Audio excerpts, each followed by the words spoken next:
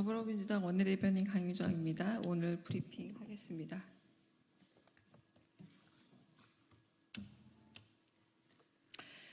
윤석열 대통령은 사도광산에 이어 독도까지 내줄 결심입니까? 급기야 이제 독도까지 내줄 기세입니다. 우리 군과 해경이 1986년부터 30년 넘게 매년 실시해온 독도 방어훈련, 동해 영토 수호훈련이 올해엔 계획조차 없습니다. 매년 2차례 실시하던 독도 방어 정례훈련은 윤 정부 출범 후 4차례나 비공개로 전환되었습니다. 그나마 정상적 실시는 지난해 12월 단 한 차례뿐이었습니다. 윤석열 외교부는 일본의 완벽한 공범입니까? 사도광산 세계유산 등재 과정에서도 거짓 홍보로 국민을 속이고 일본의 묵은 숙제를 해결해 주더니 이젠 독도 수호도 일본 눈치를 보는 겁니까? 일본 언론조차 한국 친일 정권 때문에 타협이 쉬워졌다 인정할 정도니 윤석열 정부는 친일파 부활이 국정기조입니까? 윤석열 정부는 얼차리십시오. 대일 굴종 외교로 팔아넘길 수 없는 피맺힌 선조의 아픔과 역사입니다. 적극적 친일도 모자라 국민을 속이는 종일 외교에는 그 어떤 명분도 통하지 않습니다. 독도는 독도입니다. 한국이 불법 점거 중인 다케시마라는 일본의 주장은 들을 필요도 없는 억지일 뿐입니다.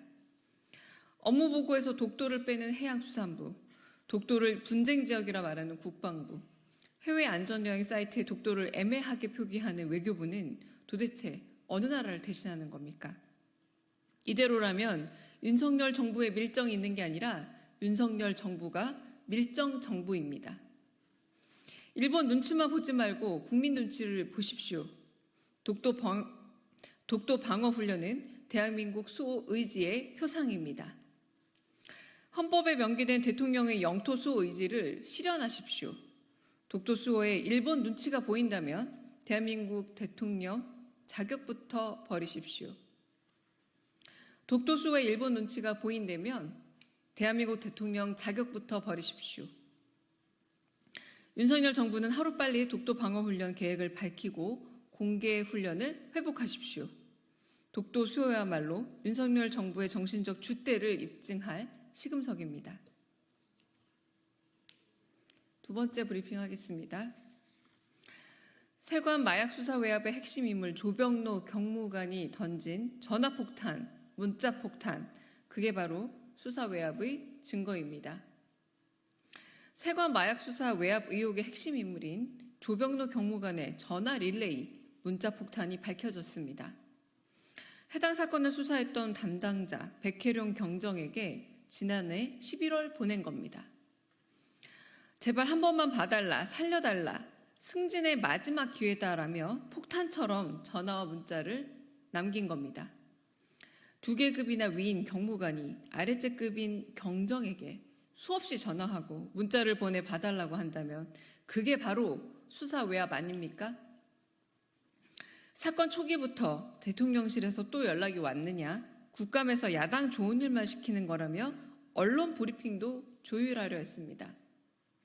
서울경찰청 생활안전부장이 자신과 무관한 세관 마약 수사 언론 브리핑까지 관여해 빼달라 했던 이유는 무엇입니까?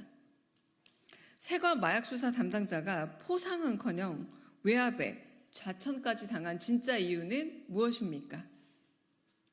대규모 마약 밀매를 적발한 수사팀장을 격려하지는 못할 망정 경찰서장과 경무관이 이중으로 외압을 행사하고 이내 좌천까지 시켰습니다. 언론 보도에 민감한 모습도, 승진에 대한 언급도, 사건이 무마되고 축소되는 과정도, 수사 담당자를 좌천시킨 것도 최혜병 사망 사건과 판박입니다. 조병로 경무관은 임성근 구명로비의 핵심 인물 이종호 대표 녹음 파일에도 승진자로 언급되는 인물입니다. 도대체 이종호 대표는 어디까지 닿아 있는 겁니까? 마약과의 전쟁을 선포했던 당시 법무부 장관 한동훈 대표도 오히려 묵묵부답입니다. 용산도 여당 대표도 입을 꾹 닫고 진실을 덮기만 하니 민주당이 규명하겠습니다.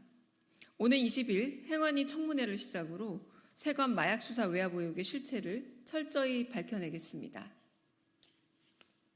마지막 브리핑 한 가지 더 하겠습니다. 일본군 위안부 기림의 날을 맞아 피해 입으셨던 할머니들께 깊은 위로의 마음을 전합니다. 오늘은 가슴 저린 우리의 역사인 일본군 위안부 피해자를 기리는 일본군 위안부 피해자 기림의 날입니다.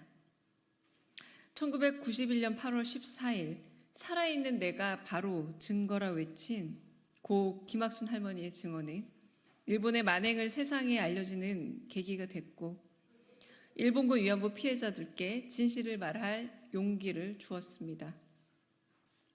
기림의 날을 맞아 세상에 일본군의 만행을 최초로 외친 김학순 할머니의 용기를 기리며 위안부 피해자 할머니들께 우리가 했던 약속과 다짐을 되새깁니다. 그러나 여전히 우리는 위안부 피해자 할머니들께 했던 약속을 지키지 못하고 있습니다. 일본은 여전히 반성과 사죄를 거부하고 있고 윤석열 정부는 일본의 공범을 자처하고 있습니다. 지금도 일본은 위안부뿐만 아니라 군함도와 사도광산에서 자행된 강제 동원을 인정하지 않는 뻔뻔함을 보이고 있습니다. 더 기막힌 것은 이런 일본과 미래지향적 관계를 만들겠다며 일본 편만 드는 윤석열 정부입니다. 강제동원 피해 배상금 제3자 변제안, 사도광산 유네스코 등재 등의 몇 번이나 상처를 헤집고 국익과 역사를 무참히 내줄 셈입니까? 더불어민주당은 일본군 위안부 문제 해결과 진상 규명, 피해자들의 명예 회복을 위해 더욱 힘쓰겠습니다. 윤석열 정부의 대일 굴종 외교를 바로잡고 퇴행하는 역사 정의를 바로 세우겠습니다. 일본군 위안부 기림의 날을 맞아 피해 입으셨던 할머니들께 다시 한번 깊은 위로와 감사의 마음을 전합니다. 다시 읽겠습니다. 일본군 위안부 기림의 날을 맞아 피해 입으셨던 할머니들께 다시 깊은 위로의 마음을 전합니다. 감사합니다. 감사합니다.